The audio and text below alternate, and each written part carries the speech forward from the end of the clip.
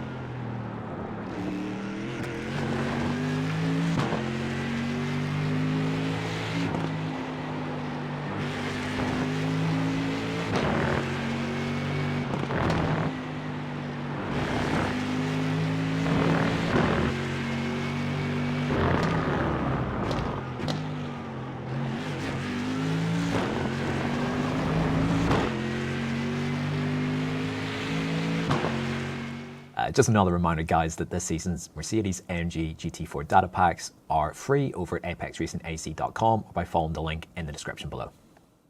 All right then, so into the track guide here at Laguna Seca. So turn 1, we don't need to worry too much about that. That's easy flat out. Just bring the car over to the right-hand side and spot the 4 marker here on the right, just before the end of the curbing on the right and the start of the runoff as well, just a little further along. So I'm just going to use that as our break point.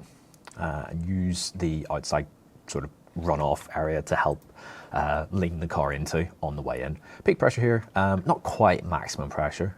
Downhill braking, it is a little bit treacherous, and we also want to sort of feed the car in towards this inside curb of turn 2 here. So down in second gear, if you need to grab first, then feel free to do so if you've ran just a little bit deep, and then a short shift back into second, but in this case I did keep it in second. So long trail brake and wait for the front to try and tuck back in, and then once done, we can apply the throttle and try to accelerate hard out of the corner, ideally picking up all of the blue and white curbing where possible and avoiding the red curb here. Once on that apex point, full throttle, and the rest then should take care of itself. Just make sure not to run too wide on the way out. In towards turn 3, the 2 marker here on the left hand side is your guide. We're going to get the car somewhat straightened on the outside curb here and then gently onto the brakes on the way in. So not a ton of speed scrubbed off here, but a sort of a long trail braking sort of braking zone here. Keeping the car in third gear, and the red anti-cut curbs, which are sort of prominent across the whole lap, are brilliant apex points, but we don't want to hit them. So we want to try and use all of the blue and white curbing and none of the red where possible. So look a little something like this. Throttling up on the way through, let the car rotate, and then commit to full throttle on the way out, trying to avoid too much of the dirt on the way out. So then into turn 4, another sort of little sort of dab of brake kind of corner, not taking a ton of speed off here, but we can't fully send the car in. So revving it out in third, and then as we sort of begin to try and turn into the corner, that's when we want to get onto the brakes, just before the end of the curbing there. just a small touch of brake, and then gently feed the throttle in. Again, trying to avoid the red curbing on the inside, but use all of the blue and white curbing, which will help pull the car around, and also it's slightly cambered in your favor. So making sure that you get the line spot on is critical here. On exit, it does open up slightly, but it's just so difficult to get the car placed where you want it, on entry. So on exit here, just make sure to stay disciplined and not run too far wide. From here, we can accelerate hard, bring the car over to the right-hand side, and then spot our reference points. So we've got the 3 board, and then the marker in between the 3 and the 2, which I'll just call 2.5. And this sort of area in between the 2 works quite nicely as an area to get onto the brakes. So as you can see, brakes are applied roughly on that 2.5 point. So pulling that just ever so slightly back from there will do the trick. This corner requires either a lot of rotation on entry or really early turn in. Peak pressure is not particularly high, so we do need to, trail brake. Once again, this is a very trail brake heavy sort of circuit. Early on the turn in, trying to use the blue and white curbing to pull the car around, throttling up before we apex by the red curb. And then trust that you've got the line right and that the camber will pull the car around. The tighter to the inside that you are, the more the car is going to pull around. I had a small oversteer moment on the way in here, so I was able to get away with not actually perfectly nailing the line. I actually got, ideal rotation here. On exit, it ends up being a little bit tighter than you think because the curb starts a little bit late for the natural track out point of the corner, so just do be careful with that. But we do want to try and use some, if not all, of that outside curb. Up the hill towards the kink, this is a pretty tricky corner to get right, so I'll pause it in and around about here. Normally when I drive I don't have the shadows on. In the replay mode I do, just in case it's something of value, but if you're eagle-eyed you'll be able to spot a different sort of colour on the blue and white curbing where the rubber's been laid down. It's just a little bit darker, so when that starts just before the 2 board, that's when I like to get onto the brakes here. The entry is completely blind from the point in which you will hit the brakes.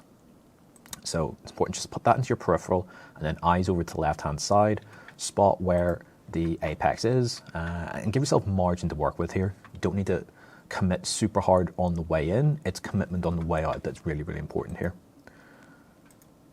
So again, early throttle pickup, I'm going to trust the compression here, and the camber will pull the car around, but it's super important to avoid the red anti-cut curb here. If you catch too much of it, you'll end up in the wall on the outside.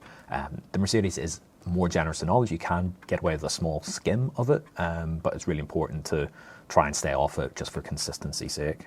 So that'll look a little something like this. Full throttle by the time we get to the apex, and you can see that the car does sort of dig a little bit and then comes around quite nicely using all of the curb here on exit.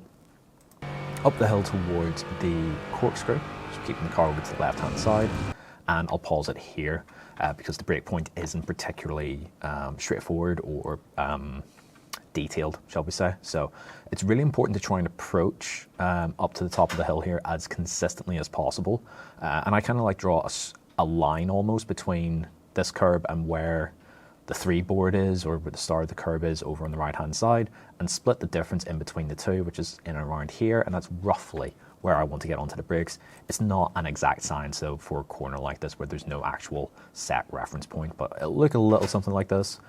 Up to the top of the hill, not too hard on the pressure because we're braking up the hill and then the track levels off. It's quite easy to sort of overwork the tyre in a braking zone like this. So nice and gentle, making sure that I can maneuver the car around where necessary, and then down into second gear, and we'll trail the car in from this point. Trying to grab the left side wheels into the dirt here, that will help pull the car around ever so slightly, and from here pick up the throttle. If you need a visual reference, and I've done loads of laps here so I kind of don't at this point, but the tree here, if you can almost sort of line the car up with that and then flick the car to the right down the hill once you actually see the racing surface. Gentle with the throttle. It's very easy to engage too much in the traction control and then lose your drive coming down the hill. Once you can see the inside curb of the right-hander, just making sure that we don't have too much of the car into the gravel, a tiny little bit is okay, then we can crunch the throttle on the way through and then try and bring the car over to the right-hand side as much as you feel necessary. I don't believe it's critical to go the whole way over due to how long the corner is and how important just placing the car on the inside curb for turn 9 actually is. So just roll it through, and if we can spot the curb, or not the curb, if we can spot the wall on the left-hand side here, just where that ends is where I like to get onto the brakes. And you can see I'm starting just to bleed out of the throttle ever so slightly here. So just at the end point of that, just keeping the weight over the front axle, just allow the car to rotate.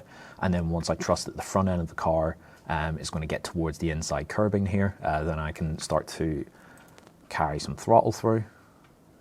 A little bit of patience before committing then to full throttle. Again, I try and get as much of the inside curbing as I can without touching the red curb. A little bit of the red curb, though, in this case, isn't the end of the world. On exit, I try not to use the outside curb this time because I want to bring the car far over to the left-hand side to set up the penultimate corner, which is turn 10. So hard over to the left-hand side. I'm braking just as we get onto the curbing here on the left-hand side, just before the 2-board. Down into 3rd gear just to help pull the car up ever so slightly. And then a nice early turn in using all of that camber and compression on the inside. Again, trying to avoid the red anti-cut curb. And that should allow us then to commit aggressively on the throttle on the way through. From here, on exit, we can just stay disciplined and not run too far wide. Because again, we need to bring the car over to the other side of the circuit for this time the final corner, braking just where the mark is between the 2 and the 3, maybe just slightly deeper than that actually. Yeah, just a little bit deeper, certainly before the 2-board though, down to 3rd, 2nd, and this time we will grab 1st gear, turning in nice and early once again, and using the inside curbing to help rotate the car. We'll pick up the throttle, and that can help kick the car around, so just do be careful with how much throttle you do apply here. Let the car land, open up the steering, and then commit to full throttle. On exit, we can use a lot of the exit runoff here. We can go all the way out to the edge of the Astro, no problem there. And from here, take the shortest path to the line, and that's Laguna Seca in the Mercedes-AMG GT4. So that's it for me this week. If you have any further questions, then feel free to hop over to our Discord server, and in the Mercedes-AMG GT4 car channel, feel free to pop me any question that you like regarding the car or the series this week. We've also got the group coaching sessions available on a Tuesday evening, where again you can ask me any questions and I can take some time to run over your laps and analyze where you can improve some of that lap time. So that's it for me this week. Thanks for watching. I'll see you in the next one.